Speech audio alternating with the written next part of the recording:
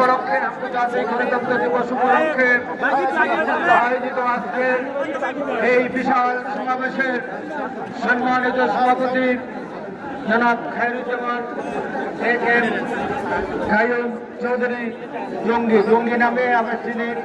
আমি যখন যুবদলের প্রথম সিনিয়র ভাইস প্রেসিডেন্ট, পরে যুবদলের সভাপতি, সকল সেই ফরিদপুর জেলা যুবদলের সভাপতি। অতএব আমার সহকর্মী, আমি আজকে এখানে এসে আছে আমাদের আরেক সহকর্মী এখানে খন্দকার মাসুক আছে। আমি যখন যুবদলের সভাপতি, আমার সম্পাদক এখানে সেলিমুজ্জামান সেলিম আছে, সেও আমাদের সহকর্মী। এখানে উপস্থিত আছেন বিএনপি চেয়ারপারসনের উপদেষ্টা জনাব শাহজাদা মিয়া, আমার কমিটির আরেকজন সদস্য উপস্থিত আছেন। এখানে পিঙ্কু যুবদলের সম্পাদক ছিল আমার সময়। এখানে উপস্থিত আছেন অনেক নেতারা আছেন, তার মধ্যে উল্লেখযোগ্য একজন আছেন, কয়েকজন। এর মধ্যে একজন হলো ডক্টর রফিক, আপনাদের এই বৃহত্তর ফরিদপুরের কৃতি সন্তান।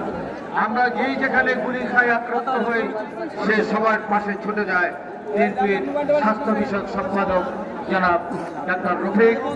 এখানে আরেকজন এই বৃহত্তর ফরিদপুরের কৃতি সন্তান, আমার 150টি মামলার যিনি উকিল, বেগম খালেদা জিয়ার উকিল, যিনি মির্জা ফখরুল ইসলামের কেউ স্লোগান দেবে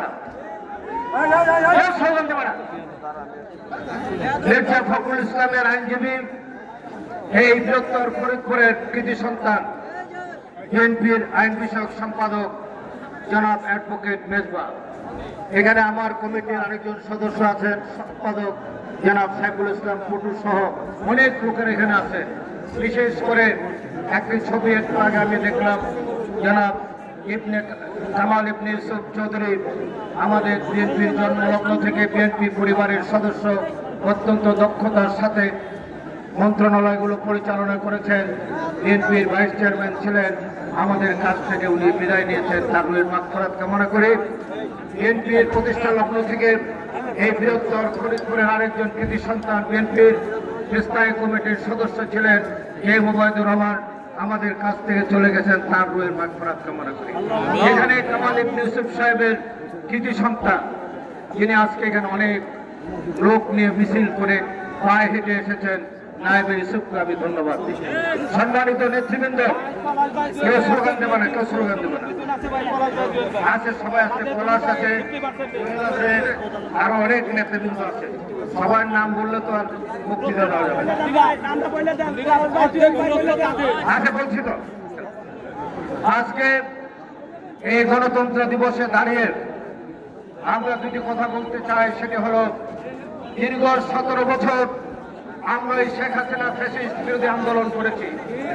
আমাদের 20,000-এর অধিক নেতাকর্মী মৃত্যুবরণ করেছেন, আমাদের হাজার হাজার নেতাকর্মী পুঙ্গত্ব বরণ করেছেন, 65 লক্ষ নেতাকর্মীর বিরুদ্ধে মামলা আছে, আমারও 150টি মামলা, এবং আমাদের অনেক নেতা 450-500 পর্যন্ত মামলা আছে।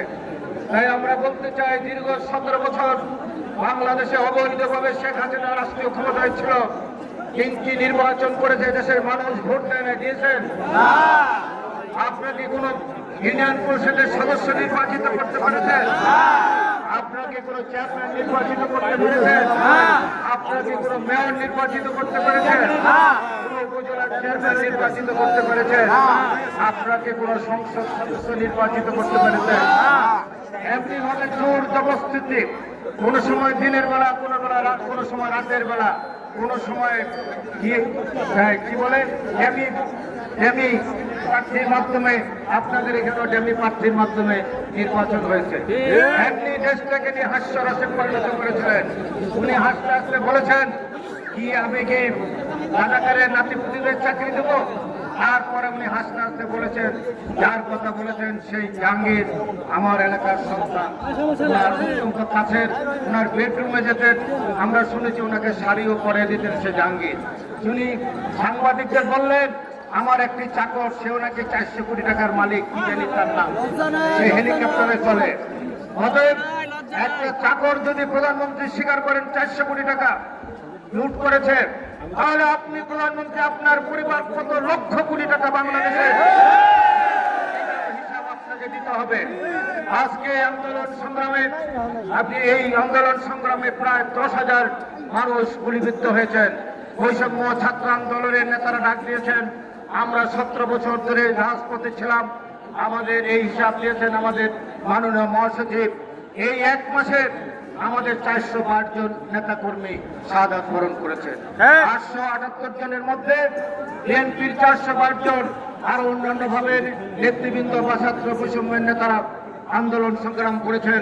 তার মধ্যে সবচেয়ে বেশি ঢাকা বিশ্ববিদ্যালয়ের আমি খোঁজ করে রেখেছি, ঢাকা বিশ্ববিদ্যালয়ের কোন ছাত্র শহীদ হন নাই, আহত হয়েছেন, শহীদ হয়েছেন বেসরকারি বিশ্ববিদ্যালয়ের পরে শতাধিক ছাত্র। ঢাকা বেসরকারি বিশ্ববিদ্যালয়ের শতাধিক অধিক 5 তারিখ উত্তরা থেকে যে মিছিল এসেছে, এটা ছিল বেসরকারি বিশ্ববিদ্যালয়, মাধ্যমিক শিক্ষা, উচ্চ মাধ্যমিক, মাধ্যমিক এবং বিশ্ববিদ্যালয়ের রামপুরা থেকে, যেটা ব্র্যাক ইউনিভার্সিটি থেকে ইস্ট ওয়েস্ট, আপনার নর্থ সাউথ থেকে শুরু করে আপনার কানাডিয়ান ইউনিভার্সিটি, আইডিয়াল স্কুল থেকে শুরু করে এরা মিরপুর থেকে যারা আসছেন তারাও হলো বেসরকারি বিশ্ববিদ্যালয়ের সাধারণ মানুষ। এমন যাত্রাবাড়ি থেকে, শনিরাত্রা থেকে যারা এসেছেন তারা মাদ্রাসার ছাত্র এবং বেসরকারি স্কুল কলেজের ছাত্র। আমরা কখনো শুনি নাই নটরডেম কলেজের কোন ছাত্র কোনোদিন আন্দোলন সংগ্রাম করেছে, সেই নটরডেম কলেজের একজন ছাত্র শহীদ হয়েছে। আমরা বলতে চাই, সারা বাংলাদেশের মানুষ এবং জনতার এই আন্দোলনের মধ্য দিয়ে শেখ হাসিনার বিদায় হয়েছে, আরো একক কৃতিত্ব নয়, শেখ হাসিনার বিদায়। আমরা বলতে চাই, বাংলাদেশের আমরা 17 বছর আন্দোলন সংগ্রাম করেছি, আমরা 17 বছর রক্ত দিয়েছি, আমরা 17 বছর কোর্টের বারিন্দা দিয়ে ঘুরেছি। প্রতিদিন মাসের 20 দিন আমরা কোর্টের বারিন্দায় যেতাম, কখনো জেলখানায়, কখনো কোর্টের বারিন্দায়, আমরা বাসায় ঘুমাতে পারতাম না। আমাদের পরিশ্রম, আমাদের নেতাদের অনেকে মায়ের জানাজা পড়তে পারে নাই, অনেকে বাবার জানাজা পড়তে পারে নাই, অনেকে বোনের বিয়ে অংশগ্রহণ করতে পারে নাই, অনেক ভাইরা বিদেশ থেকে এসে বাবা মার সাথে দেখা করতে পারে নাই, ঢাকায় দেখা করে আবার বিদেশ চলে গেছে। এই 17 বছর আমরা যে নির্মম নির্যাতন সহ্য করেছি, এই জন্য একটি গণতন্ত্র সরকার দাবি আমাদের। আমরা চাই ন্যায্যভাবে, নিরপেক্ষভাবে, নির্দলীয় নিরপেক্ষ সরকারের অধীনে আমার ভোট আমি দেবো, যাকে খুশি তাকে দেবো। যারা এই ভোটের মাধ্যমে রাষ্ট্রীয় ক্ষমতা আসবেন, তারা এই রাষ্ট্র পরিচালনা করবেন, ঠিক কিনা? অন্য কেউ নয়। আমাদের নেতা বলেছেন, আমরা 8 মাস খেটে 42টি রাজনৈতিক দলের সাথে একসাথে ঐক্যবদ্ধভাবে 31 দফা রাষ্ট্রীয় সংস্কার মেরামত আমরা 31 দফা প্রণয়ন করেছি। আমিও সেই কমিটির একজন মেম্বার। আমরা বলেছি, আগামী দিনে আমাদের প্রিয় নেতা তারেক রহমান ঘোষণা দিয়েছেন রাষ্ট্রীয়ভাবে, আগামী দিনে নির্বাচনের পরে যে সরকার বাংলাদেশে হবে, যারা এই আন্দোলন সংগ্রামে শরিক ছিলেন সব রাজনৈতিক দলকে নিয়ে আগামী দিনে জাতীয় সরকার গঠন হবে। বিএনপি এককভাবে রাষ্ট্রীয় ক্ষমতায় যাবে না, এককভাবে রাষ্ট্রীয় ক্ষমতা যাবে না। জাতীয় সরকারের মাধ্যমে এই লুটেরাদের বিচার করতে হবে, নাহলে লুটেরাদের বিচার হবে না। এদেরকে আন্তর্জাতিক আদালতে বিচার করতে হবে, যাদেরকে হত্যা করেছে।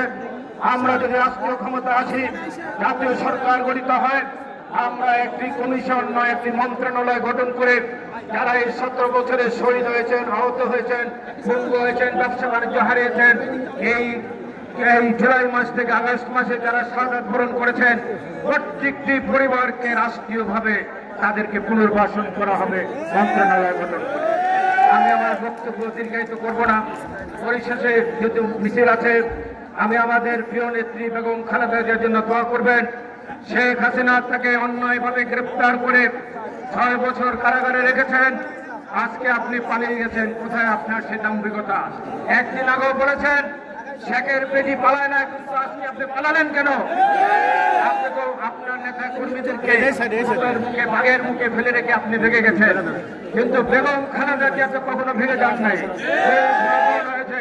উনি ওনার নেতা কর্মীদের ছেড়ে কখনো ভেঙে যান নাই। আমরা বাংলাদেশের শহীদ প্রেসিডেন্ট জিয়া রহমান যেদিন শাহাদাত বরণ করেন, আমরা সকালবেলা মিছিল বের করেছি। আমার সাথে এখানে আরো 2 জন আছে, আমরা মিছিল বের করেছি। লক্ষ লক্ষ মানুষ শহীদ প্রেসিডেন্ট জিয়া রহমানের সেই শোক মিছিলে অংশগ্রহণ করেছে। পৃথিবীর ইতিহাসে 1450 বছর আগে ইসলাম ধর্ম প্রবর্তিত হয়েছে। আজ পর্যন্ত কোন মুসলমান বা কোন মুসলমান রাষ্ট্রনায়কের ভাগ্যে এত কোটি মানুষের জানাজার ভাগ্য জোটে নাই। শহীদ প্রেসিডেন্ট জিয়াউর জানাজায় যত লোক হয়েছে পৃথিবীর ইতিহাসে জানে। এর মধ্য দিয়ে প্রমাণিত হয়েছে শহীদ প্রেসিডেন্ট জিয়াউর রহমান একজন খাঁটি দেশপ্রেমিক ছিলেন, একজন মুমিন মুসলমান ছিলেন, একজন খাঁটি আল্লাহর ওলি ছিলেন। তিনি গলায় 30 পারা কোরআন শরীফ একটি কবজ গলায় ঝুলে রেখে রাষ্ট্র পরিচালনা করতেন।